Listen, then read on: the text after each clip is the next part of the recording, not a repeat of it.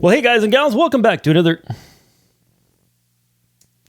Well, hey guys and gals, it's Hex here. Today I've got something for you. I haven't done redstone in a long time. This is a single item, fully automatic potion brewer. So right now we are brewing splash potions of regeneration. We have 4 items going in. We have the gas tiers, we have some redstone, we have the gunpowder, and of course nether wart in this thing.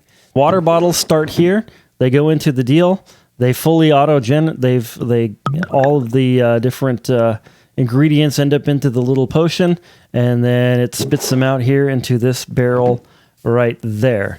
There's a couple of limitations I found. Starting it is a little bit fussy, and also you have to use a barrel right here. Otherwise, it will probably make the thing much less compact. So if you want more water bottle storage, you'd have to either tie in here or here with a hopper and then put a chest or some sort of a shulker box loader on it like this. Something like that, which would extend the size. It is 3x3x4 tall. 1, 2, 3, 4. Yeah. So it's 3x3x4 tall. So it's very compact. This design is not mine. It's actually by someone named NASA. And then there's a smiley face. I think that it has no affiliation to the space program by the same name. Anyway, with their permission, I was able to do this tutorial. The person is not a native English speaker, so they didn't want to do a tutorial. I had to study their video quite a bit to see how to build it. I will include a link to their channel on a card right now on the screen and also down in the description if you want to check out their channel. Looks like a brand new YouTuber too, so go and subscribe there if you like their content.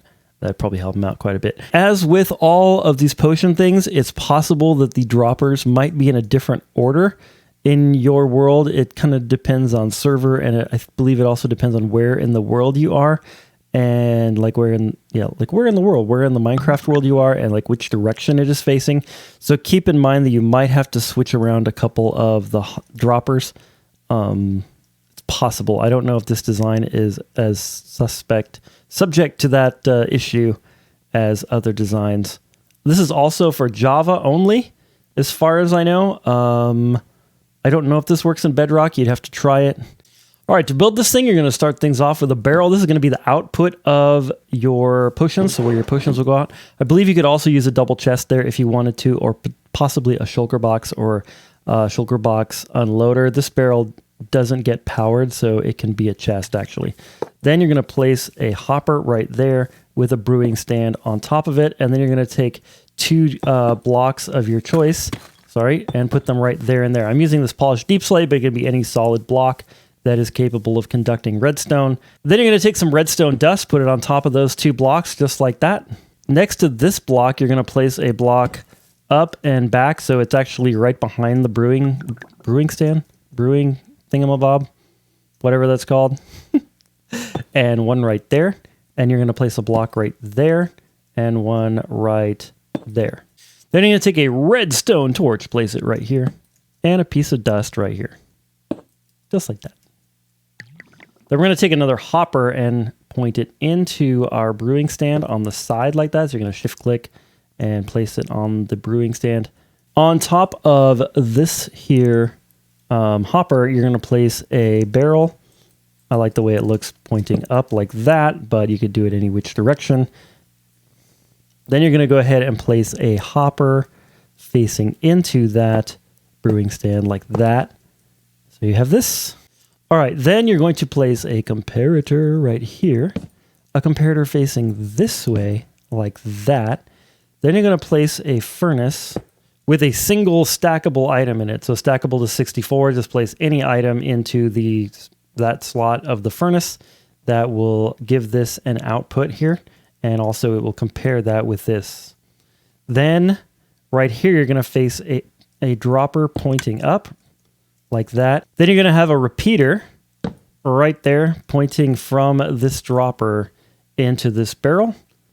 Then on the front of the barrel, we're going to put a lever just like that. And to shut the thing off, you're going to put the lever down. I recommend you build it with the lever down like that. Then right here over this piece of redstone, you're going to place in a solid block, and you're going to have a repeater here on 4 ticks. And then a redstone torch on top of this furnace. Okay, behind that redstone torch, you're going to place another dropper that way.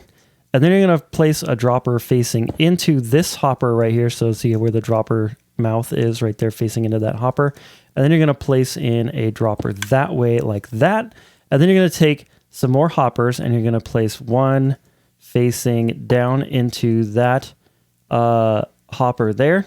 From out of that dropper, you're going to place a dropper pointing into that one, and then one there, and one there, just like that. Oh, I forgot to mention one thing. This repeater right here has to be on 2 ticks. Then what you're going to do is you're going to come here, and you're going to place in some more of the stackable items, but you're going to place them so that the first slot here is empty, and then so that there is 19 in this slot. So 16, 17, 18, 19. So it should be 19 and then like that. This can be whatever stackable item. It doesn't have to be polished deep slate, anything like that. Then to make it so the farm will start when you flip the lever up, you need to take a piece of nether wart and put it in there. If you're making most potions, unless you're making a potion of weakness, in which case you would put your spider eye right there, your fermented spider eye right there. So on mine, in the position that I have mine, if you take this back dropper right here, we need to fill that full of nether wart. And so we're going to fill this guy full of nether wart, or put your nether wart in there. It doesn't have to be full. But if you're going to use this as fully automatic, like you're going to want some of each item, obviously, otherwise it won't work. Next, you're going to come back to the front, and in this one, you're going to put your main ingredient. So if you want like regeneration, this is where you put your gas tiers. If you wanted the, fire resistance, you'd put the magma cream in there, or slowness, you'd put whatever in there, right? The thing that makes the potion what it is goes in this one, probably. And your 4th ingredient will most likely go in this one here. So I'm using gunpowder to make the splash potions, so that would go in there. Your water bottles will go in this barrel here. So you're just going to go ahead and fill this thing up with water bottles. La la la la, like that. To start it, you have to make sure that you have the nether wart, or the very first ingredient that you're going to put into your potion, in this hopper already with the one with the 19 items like this. Otherwise, it won't start. So once you have that in there, you just flip the lever up and off it goes. Okay, so as you can see, we have the gas tiers next. The nether wart is in there. Then we have our redstone, the gunpowder, and you should have another nether wart in here because that will be the thing that triggers the next potion to brew. Okay. From what I can tell, the way this thing works, if you're interested, this redstone right here is actually locking this hopper so that the water bottles won't fall out of your brewing stand. Oh, I forgot the blaze powder. Of course, you want to put your blaze powder in here. You don't have to fill it up all the way, but if you're going to brew automatically, you need to have enough in there to brew what you're going to brew. And there we go. And then, like I said, the redstone dust here is powering this block, which is locking this hopper. Right, and that's being powered by this little redstone torch right here. And then, what happens is that when this comparator right here is actually detecting what's inside of there, and then once all of the items are have basically gone through this hopper right here, then this comparator right here is actually a stronger signal than that one. So then this one fires, which fires this with this dropper right here. It also powers this redstone, which turns this torch off, which allows the water bottles to fall through. When this torch turns off, it also turns this torch on, which fires these 2 droppers. And of course, when this redstone torch fires, it also fires this dropper here. And to be perfectly honest with you, I have no clue what this repeater is doing here. If you're tired of it brewing, you can always shut it off here with this, and then as soon as you flip the lever up, it will resume wherever it was. Also, once this thing fills up and the hopper fills up, it will stop. And then once you start taking potions out, it will actually restart it. So it's kind of cool because what you could do is set it up with enough ingredients and then just have this somewhere where if you just need a couple potions, you grab them out, and then it automatically restocks itself. So that's pretty cool.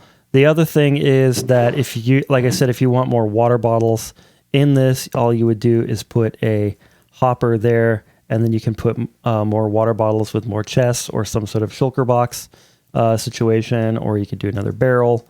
But this does have to be a barrel with this lever, otherwise you won't be able to ever shut it off. So yeah, it's a pretty cool little mechanism. I'm really happy with it. Okay, if you want a 2-item potion, what you're going to want to do is replace this dropper with a solid block and then use this dropper.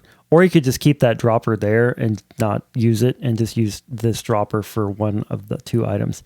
The second item, the nether wart, you have to have this dropper in place. The other one actually is not necessary for it to run, but of course if you want a 4-item potion, then you would need a 4th dropper.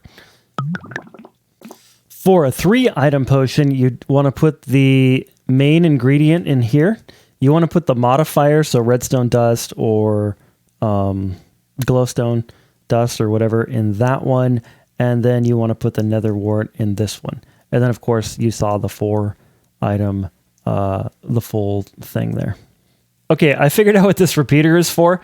If you have like a 2 or 3-item thing, or if there's lag, then it might take a little bit of extra time for whatever's in this hopper to get into this hopper, which means that, or like if there's something in, if this is like the last item in the hopper, anyway, it keeps this hopper right here locked until the items are in there so that it's locked by the comparators.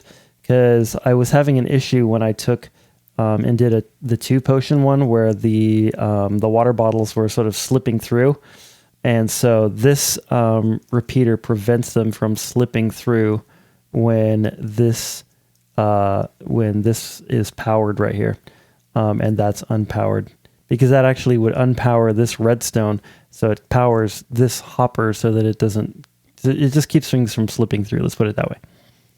Well, guys and gals, this has been Hex. Please let me know how this works out for you. Let me know if you have any questions about it down in the comments. Let me know if you like it. Let me know if you try it out. And definitely let me know, like in your world, if you place it, if you need to rearrange the droppers as well. That information might be nice for other people trying to build the thing based on my tutorial. Again, go ahead and check out NASA's channel there down in the description, and his build of this thing. Anyway, more importantly, I hope you're having an amazing, awesome, beautiful, fantastic, amazing, stupendous day. And God bless.